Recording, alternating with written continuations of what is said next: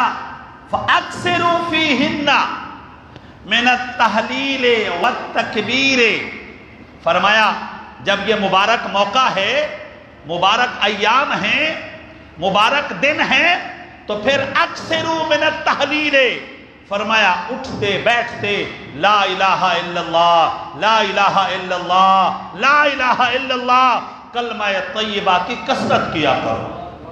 ہاں،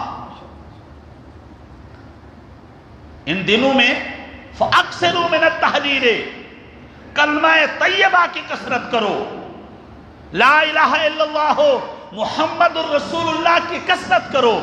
اور میرے حبیب علیہ السلام نے فرمایا وَالتَّكْبِيرِ، اللہ اکبر اللہ اکبر، لا الہ الا اللہ واللہ اکبر اللہ اکبر وَلِلَّهِ الْحَمْدِ، اس کی کثرت کرو۔